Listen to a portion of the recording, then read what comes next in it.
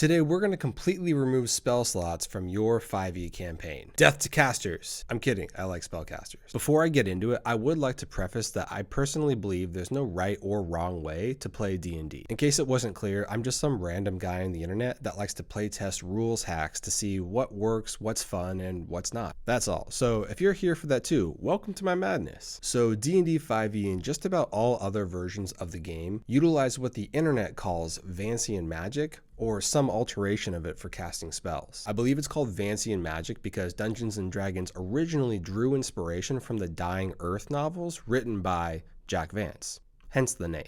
This type of magic functioned in a way where you needed to memorize your spells, and upon casting one, it was wiped from your memory until you memorized it again. Pretty damn annoying if you ask me. The other odd thing about this type of magic is it always behaved exactly how you expected it to. In 5e, when you cast a spell, let's use Dimension Door for example, you're literally bending the weave of magic to your will so you can teleport up to 500 feet away without fail. This type of magic grants the user a ton of power because of the consistency in which it behaves. More options, more power, and that's pretty on brand for 5e. So what's the problem? Vancian magic is too consistent and there is no risk involved. I want magic to actually be dangerous, behave inconsistently, and have significant impact when it's used. When I created a sorcerer in D&D 5e, I felt so freaking powerful. I could reliably push a button and drop 8d6 fire damage on a group of enemies with zero consequences, save for managing spell slots and maybe accidentally singeing some of my friends if I forgot to use my metamagic abilities. And cantrips just add more to the power level of casters without risk or cost. Earlier versions of D&D did not have infinite weak spells, as I like to call them. You had very limited spells, and once used, they were gone until you found rest. What the old school and vintage D&D rules lack in the consistent arcane utility of cantrips,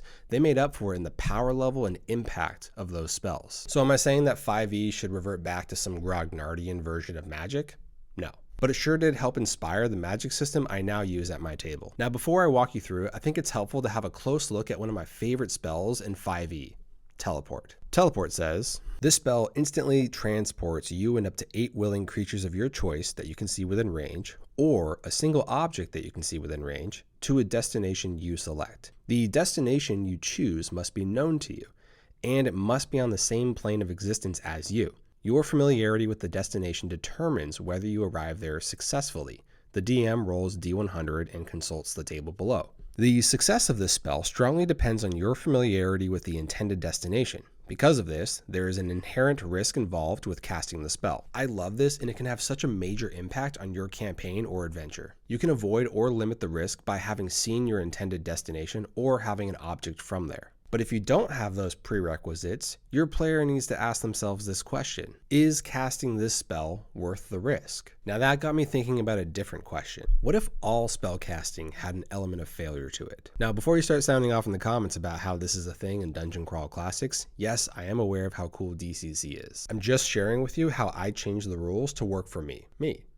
That's me. And I hope you find it useful if you also like to experiment in your game. So with that said, here's what I did. I removed spell slots from my campaign and swapped it out with a roll to cast system. This provided me with a system of magic that was dangerous, inconsistent, and powerful. Some classes run the risk of an arcane mishap and others risk losing their magical abilities. If you watch my old video about Shadowdark, you might recall me getting really excited about the idea of penance tables. I 1000% stole this idea from Kelsey over at the Arcane Library. I have no shame. Also, if you haven't checked out Shadowdark yet, there's a link in the description. It's completely free. You're welcome. So here's how my roll to cast system works. Spells require a D20 test in order to be cast. They don't simply function when you push a button. If you fail the D20 test, the spell fails and you lose it until your next long rest. The DC to cast a spell is equal to 10 plus the spell's level. When you cast a spell, roll a D20 plus your proficiency bonus plus any relevant ability score modifiers and beat the spell's DC. So basically a spell of 3rd level requires a successful D20 test with a DC of 13. I also would like to clarify that I use a modified proficiency bonus system that starts at a +1 and caps at +5. This works out really well for me at my table. I've also been exploring what it would look like to remove proficiency bonus from spellcasting checks and then change the DC for casting those spells to be like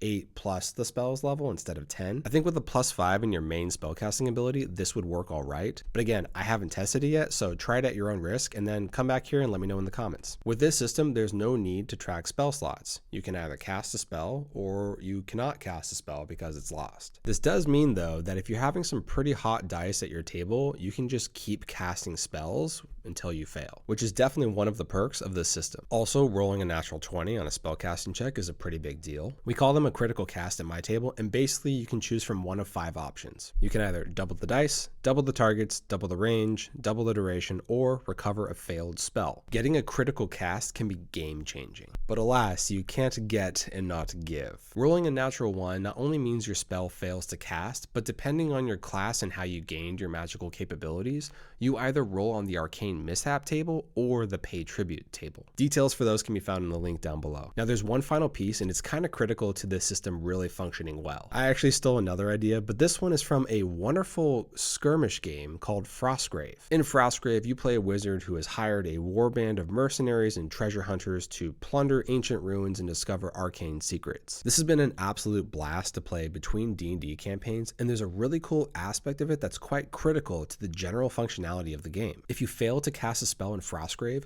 you can pay the difference needed to cast it with your hit points. For some reason, I always just imagine this being something along the lines of like slicing your hand and then using your blood. So in my setting, naturally, we call it blood magic. And any caster can do this to force a spell to be cast, even on a natural 1. You still lose the spell until a long rest, but hey, sometimes you really need that cure wounds to go off. Also, Frostgrave is very conservative about giving casting bonuses, and you typically can only reduce the casting cost of 1 spell at a time. Most 5e characters start off with at the very least a +3 in their primary stat, so they're already well ahead of the spellcasters in Frostgrave. What this has done is made magic more interesting and narratively chaotic. It just doesn't always behave the way you want it to, but you can control it to some extent at the cost of your own life. What you lose in consistency, you gain in arcane utility. Also, you could technically just get really lucky and have infinite spells.